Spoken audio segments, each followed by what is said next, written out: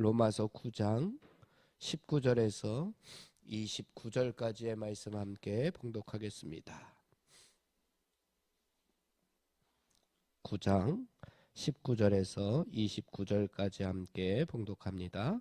혹 내가 내게 말하기를 그러면 하나님이 어찌하여 허물하시느냐 누가 그 뜻을 대적하느냐 하리니 이 사람아 내가 누구이기에 감히 하나님께 반문하느냐 지음을 받은 물건이 지은 자에게 어찌 나를 이같이 만들었느냐 말하겠느냐 토기장이가 진흙 한 덩이로 하나는 귀히 쓸 그릇을 하나는 천히 쓸 그릇을 만들 권한이 없느냐 만일 하나님이 그의 진노를 보이시고 그의 능력을 알게 하고자 하사 멸하기로 준비된 진노의 그릇을 오래 참으심으로 관용하시고 또한 영광받기로 예비하신 바 긍휼의 그릇에 대하여 그 영광의 풍성함을 알게 하고자 하셨을지라도 무슨 말을 하리요 이 그릇은 우리니 곧 유대인 중에서뿐 아니라 이방인 중에서도 부르신 자리라. 호세아에 그래도 이르기를 내가 내 백성 아닌 자를 내 백성이라 사랑하지 아니한 자를 사랑한 자라 부르리라. 너희는 내 백성이 아니라 한 그곳에서 그들이 살아계신 하나님의 아들이라 일컬음을 받으리라 함과 같으니라. 또 이사야가 이스라엘에 관하여 외치되 이스라엘 자손들의 수가 비록 바다의 모래 같을지라도 남은 자만 구원을 받으리니 주께서 땅 위에서 그 말씀을 이루고 속히 시행하시리라 하셨느니라. 또한 이사야가 미리 말한 바 만일 만군의 주께서 우리에게 두지 아니하셨더라면 우리가 소돔과 같이 되고 고모라와 같이라 함과 같으니라. 아멘. 오늘 말씀 계속해서 구약의 말씀들을 인용해서 하나님의 선택, 그런데 그 선택은 하나님의 주권적인 선택에 관해서 계속해서 말씀하시고 있습니다. 하나님의 주권적인 선택이 아니고서는 비참한 인생들이 구원받을 수 없다라고 하는 것을 계속해서 설명해 주고 있습니다. 19절 말씀 보게 되면은 혹 내가 내게 말하기를 그러면 하나님이 어찌하여 허물하시느냐 누가 하나님의 뜻을 대적하느냐라고 말씀하고 있습니다. 이전의 말씀을 통해서 하나님께서는 인간의 어떠한 노력이나 인간의 어떠한 행동, 행위와는 상관없이 율법에는 상관없이 하나님께서 어떤 사람은 선택하시고 하나님께서 어떤 사람은 미워하셨다라고 하는 말씀을 하자 어떤 사람이 이렇게 의문을 제기하는 겁니다. 하나님께서 그렇게 다 정해 놓으시고 누구는 선택하시고 누구는 미워하시고 그렇다면 어떻게 사람에게 허물을 돌릴 수가 있겠습니까? 그것은 하나님의 허물이 아니겠습니까? 라고 이렇게 묻는다는 겁니다. 그러면 누가 하나님의 정하신 뜻을 대적할 수 있겠습니까? 라고 이렇게 질문을 던집니다. 이러한 질문은 어떻게 보면 하나님의 뜻을 존중하는 것 같지만 결국은 하나님의 뜻대로 다 되는 것이니까 사람이 지옥 가는 것도 사람의 책임이 아니라 하나님의 책임 아닙니까? 라고 말하는 것과 같습니다. 하나님께서 선택하셨으니까 사람이 지옥에 가는 것도 하나님의 허물이지 않습니까? 사람의 잘못이 아니지 않습니까? 이런 식으로 하나님을 은근슬쩍 비난하는 질문에 대해서 사도 바울은 단호하게 그 이하의 말씀에서 토기장이의 비유를 들어서 하나님의 주권, 하나님의 주권적인 선택에 관해서 다시 한번 강조하고 있는 말씀이 오늘 본문의 말씀입니다. 20절과 21절의 말씀을 함께 봉독해 보겠습니다. 이 사람아, 내가 누구이기에 감히 하나님께 반문하느냐? 지음을 받은 물건이 지은 자에게 어찌 나를 이같이 만들었느냐 말하겠느냐? 토기장이가 진흙 한 덩이로 하나는 귀히 쓸 그릇을, 하나는 천히 쓸 그릇을 만들 권한이 없느냐? 이 구절에서 토기장이는 우리가 잘 알듯이 하나님을 의미합니다. 그리고 그릇은 사람을 의미합니다. 하나님은 하나님의 주권대로 어떤 사람은 귀하게 쓸 그릇, 어떤 사람은 귀하게 쓸 사람으로, 또 어떤 사람은 천하게 쓰는 사람으로 지었다. 그래서 하나님께서 그렇게 지었는데 그 지음의 권한이 누구한테 있느냐? 하나님께서 만드시는 것은 주권적인 것이지, 내가 왜 너를 이렇게 만들었느냐, 왜 나를 이렇게 만들었느냐 라고 하나님께 항의할 수 없다라고 하는 의미입니다. 이 말씀은 하나님의 주권을 계속해서 강조하는데, 그런데 또 그 말씀을 가지고 그럼 그 사랑의 하나님이 왜 어떤 사람은 귀하게 또 어떤 사람은 천하게 만드셨냐? 그럼 하나님도 사람을 차별하시는 것이냐라고 받아들이는 사람도 있다는 겁니다. 그런 식으로 항상 모든 것을 부정적으로 생각하고 원래 뜻을 비틀어서 인생의 어떤 문제에서 해답을 자꾸만 찾으려고 하는, 이 땅에서 그러한 문제들의 해결을 찾으려고 하는 그러한 모습들을 계속해서 사람들을 가지면서 하나님께, 창조주 하나님께 이러한 질문을 던진다는 겁니다. 그런데 중요한 것은 무엇이냐? 창조주 하나님의 주권을 지음받은 피조물들이 반문할 수 없다고 하는 것. 그래서 피조물들에게 중요한 것은 무엇이냐? 하나님께 원망하는 것이 아니라 하나님께 감사함으로 나아가는 것이 어떻게 보면 피조물이 할 일이다라고 하는 것을 계속해서 강조하고 있습니다.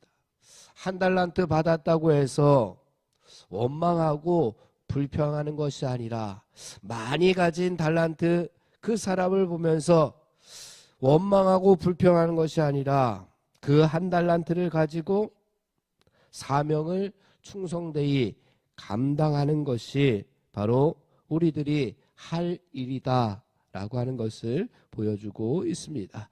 우리 22절의 말씀을 함께 봉독해 보겠습니다. 22절입니다. 시작. 만일 하나님이 그의 진노를 보이시고 그의 능력을 알게 하고자 하사 멸하기로 준비된 진노의 그릇을 오래 참으심으로 관용하시고, 이 구절을 보면 멸하시기로 준비된 사람이라고 해서 회개의 기회도 없이 멸망에 빠뜨리시는 하나님이 아닙니다. 그 사람도 하나님께서 관용을 베풀으셔서 오래 참으셔서 회개하고 돌아오기를 하나님께서는 기다리고 계십니다. 그러니 유대인이 아닌, 계속해서 이야기하는 유대인이 아닌 이방인들도 하나님의 오래 참으심과 하나님의 긍휼하심으로 말미암아, 하나님의 관용으로 말미암아 하나님의 영광을 얻어 누리는 긍휼의 그릇, 바로 귀한 그릇이 될 수 있다라고 하는 말씀을 합니다. 24절 말씀 우리 보면은 24절입니다. 이 그릇은 우리니 곧 유대인 중에서뿐 아니라 이방인 중에서도 부르신 자니라. 아멘. 이 당시에 이방인들은 천이 쓸 그릇이고, 천이 쓸 그릇뿐만 아니라 내다 버릴 그러니 구원받지 못할 사람들은 이방인이었습니다. 하지만 유대인들은 유대인이기 때문에 귀하게 쓸 그릇이고 하나님께서 구원하시는 그러한 사람들이었습니다. 그런데 그러하지 아니하고 하나님께서는 이방인 중에서도 부르셨다라고 이렇게 말씀하고 있습니다. 여기에서의 그릇은 믿음으로 구원받은 사람들을 이야기하고 22절에 나오는 멸하기로 준비된 진노의 그릇은 끝까지 복음을 거부한 완고한 사람들인 유대인들을 의미합니다. 22절 말씀에 보면은 멸하기로 준비된 진노의 그릇이 있다. 그릇이 있는데 멸하기로 준비된 그릇이 있고 이것은 바로 복음을 거부하고 있는 유대인들을 의미합니다. 그런데 24절 말씀은 계속해서 이방인들 중에서 부르셨다라고 말씀합니다. 이러한 문제들을 보다 명확하게 하기 위해서 그 이제 25절부터는 구약의 말씀들을 예로 들면서 설명을 하는데 이 말씀들을 보게 되면은 더 명확해집니다. 25절 말씀, 26절 말씀, 호세아서에 있는 말씀인데 함께 봉독해 보겠습니다. 호사에 그래도 이르기를 내가 내 백성 아닌 자를 내 백성이라 사랑하지 아니한 자를 사랑한 자라 부르리라. 너희는 내 백성이 아니라 한 그곳에서 그들이 살아계신 하나님의 아들이라 일컬음을 받으리라. 아멘. 이 구절도 이방인의 구원을 언급하는 내용입니다. 하나님께서 변경하시겠다. 하나님께서 수정하시겠다.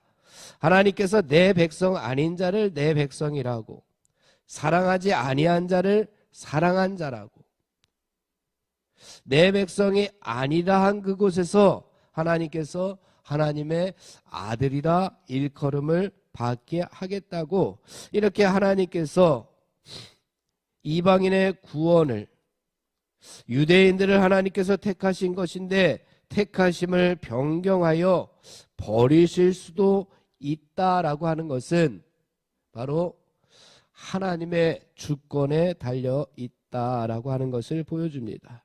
또한 27절에서 29절에 나오는 이사야의 말씀도 마찬가지인데 우리 27절에서 29절도 함께 봉독해 보겠습니다. 또 이사야가 이스라엘에 관하여 외치되 이스라엘 자손들의 수가 비록 바다의 모래 같을지라도 남은 자만 구원을 받으리니 주께서 땅 위에서 그 말씀을 이루고 속히 시행하시리라 하셨느니라. 또한 이사야가 미리 말한 바 만일 만군의 주께서 우리에게 씨를 남겨두지 아니하셨더라면 우리가 소돔과 같이 되고 고모라와 같았으리로다 함과 같으니라. 27절 말씀에 보면은 이스라엘 자손들의 수가 바다의 모래알 같을지라도 하나님의 구원은 남은 자에게만 있다. 이스라엘 민족이라고 해서 이스라엘 자손들이라고 해서 그들이 누구겠습니까? 유대인들 아닙니까? 그런데 그들이 다 구원받는 것이 아니라 하나님께서는 남은 자만 구원하겠다. 그 남은 자가 누구냐가 중요해졌습니다. 29절 말씀 보면은 만일 만군의 주께서 우리에게 씨를 남겨두지 아니하셨더라면 그 씨가 바로 남은 자일 텐데 우리가 소돔과 같이 되고 고모라와 같았으리로다. 소돔과 고모라가 무엇입니까? 소돔과 고모라는 멸망한 곳입니다. 아무것도 남지 않고 멸망당한 곳입니다. 그러니 남은 자, 하나님께서 남겨놓으신 그 씨가 아니라면 소돔과 고모라 성과 같이 다 멸망할 수도 있다라고 하는 것을 보여주고 있습니다. 그래서 그 안타까운 마음을 이 바울은 유대인들을 생각하면서 먼저 하나님께서 선택하셨는데 그 구원의 반열에서 떨어져 나갈 것을 근심하는 마음으로 9장 1절에 이렇게 시작합니다. 나에게 큰 근심이 있다. 나의 마음에 큰 고통이 있다. 1절 말씀에 그렇게 시작합니다. 유대인들에게, 먼저 믿은 자들에게 너희들이 올바른 신앙의 길, 예수 그리스도께서 가르쳐 주신 그 믿음의 길을 가지 않으면 하나님의 의가 나타났음에도 불구하고 그 의를 따르지 않고 있는 모습을 통해서 나의 마음이 너무나 큰 근심을 가지고 있고 너무나 큰 고통 가운데 있다. 왜? 소돔과 고모라 성과 같이 멸망당할 것이 분명하기 때문에 그렇습니다. 사랑하는 성도 여러분, 하나님께서는 이스라엘을 선택하셨는데 그럼에도 불구하고 선택하셨던 것으로 끝나시는 것이 아니라 씨를 말려버릴 수도 있다고까지 말씀하고 있습니다. 하나님을 떠나고 하나님의 의를 따르지 아니하고 하나님의 말씀에 불순종하면 소돔과 고모라 성과 같이 멸망시켜 버릴 수도 있다고 하는 말씀이 오늘 이 시대에 우리의 심금을 울리고 있습니다.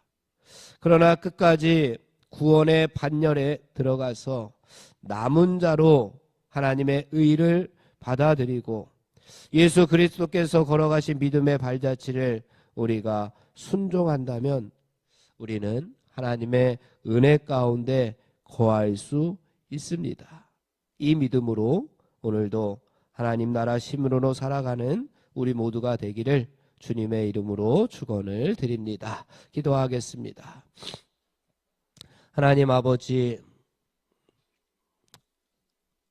우리들도 먼저 믿은 자로서 혹시 그 믿음의 길에서 벗어나 방황하고 있지는 않은지, 그래서 우리 한 사람 한 사람도 남은 자로서 살아가지 못하고 남겨두신 씨앗으로 살아가지 못하고 소돔과 고모라 성과 같이 멸망당할 모습으로 살아가고 있지는 않은지 오늘 우리 자신들을 다시 한번 되돌아보며 하나님의 은혜 가운데 거하는 귀한 하루가 되게 하여 주시옵소서.